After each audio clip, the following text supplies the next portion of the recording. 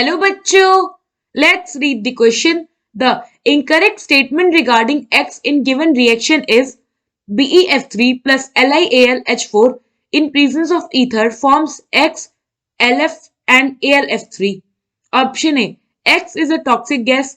Option B. On hydrolysis, X produces boric acid. Option C. X is electron deficient and behave as Lewis acid. Option D structure of X is similar to C2H6। So question में क्या कह रहा है कि हमें बताना है कि एक्स के रिगार्डिंग इनमें से कौन सा गलत स्टेटमेंट है और रिएक्शन में क्या गिवन है कि जब BF3 LiAlH4 के साथ रिएक्ट कर रहा है ईथर के प्रेजेंस में तो हमें फॉर्म प्रोडक्ट में मिल रहा है X, LiF एंड AlF3।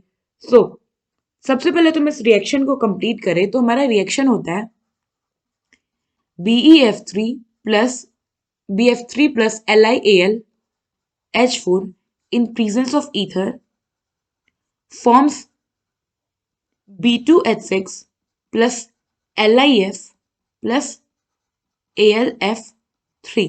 तो यहां पे जो हमारा X है वो है डाइबोरेन।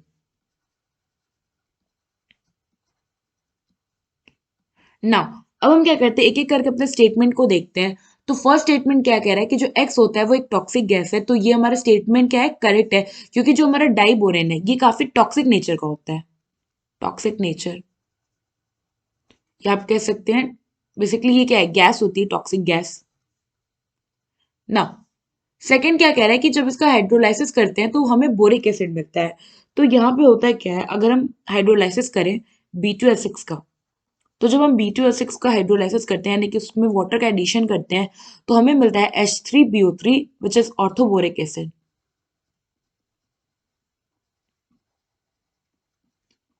जो कि एक वीक एसिड है, it is a weak acid. ना सो यहाँ पे हमारे क्या है, जो ऑप्शन बी है ये भी करेक्ट है। थर्ड ऑप्शन में क्या कह रहा है कि जो एक्स है वो इलेक्ट्रॉन डेफिशिएंट है और बिहेव करता है एज लुईस एसिड। ना अगर आप देखो the first second and third boron B2H6 का अगर आप स्ट्रक्चर देखो तो बेसिकली जो B2H6 है ये डाइमर होता है ऑफ BH3। ये हो गया हमारा boron,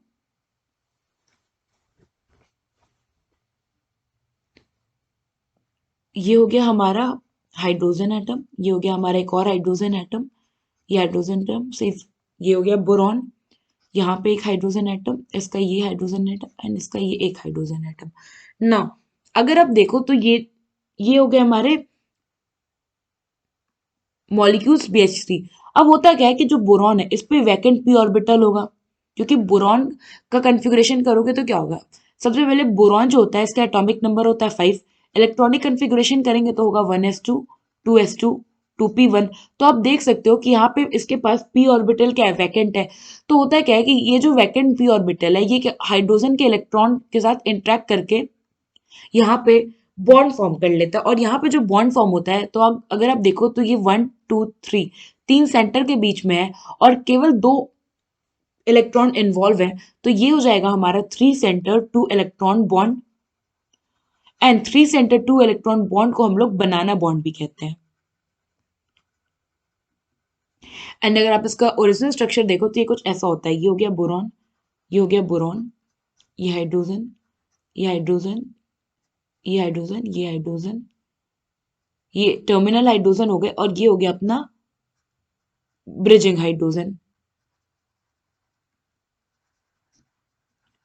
bridging hydrogen atom. Now अब इतना तो करेक्ट, इतना तो हमें पता चल गया कि यहाँ पे कैसा बॉन्ड है। तो अगर आप देखो तो जो हमारा बोरॉन है, अगर किसी भी मॉलिक्यूल को कंप्लीट क्या होना है, स्टेबल होना है, या आप कह लो कि उसका ऑक्टेट कंप्लीट होना चाहिए। अगर वो क्या है, इलेक्ट्रॉन फुलफिल्ड है उसमें, इलेक्ट्रॉन अगर उस पर कंप्लीट है तो वो उसका इट मीन्स क्या है कि उसका ऑक्टेट जो है कंप्लीट होना चाहिए। और ऑक्टेट कितना कंप्लीट, अगर हमें ऑक्टेट कंप्लीट करना है तो टोटल हम पे कितना होना चाहिए, 8 इलेक्ट्रॉन होना चाहिए ऑक्टेट कंप्लीट करने के लिए। But in case of B2H6 अगर आप बोरॉन को देखो तो यहाँ 2 इलेक्ट्रॉन है, यहाँ 2 इलेक्ट्रॉन है, टोटल 4 इलेक्ट्रॉन। बट यहाँ पे क्योंकि 3 सेंटर 2 इलेक्ट्रॉन बॉन्ड है, इट मीन्स 3 सेंटर के बीच में 2 इलेक्ट्रॉन बॉन्ड हो रहा है।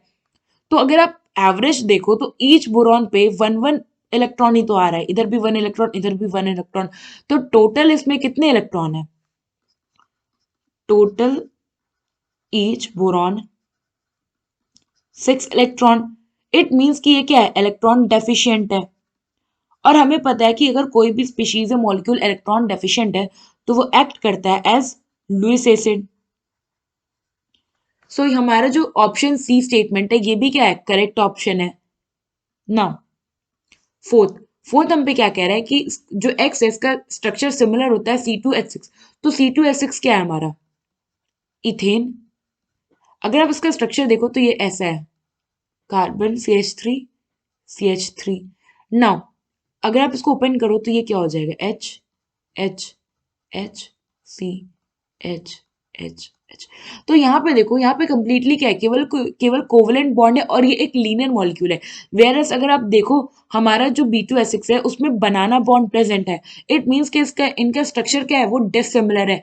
सो ऑप्शन डी का स्टेटमेंट जो है हमारा वो इनकरेक्ट है ना। क्वेश्चन में हमसे पूछा था कि कौन सा इनकरेक्ट स्टेटमेंट है, सो यहाँ हमारा ऑप्शन डी जो है वो करेक्ट ऑप्शन है।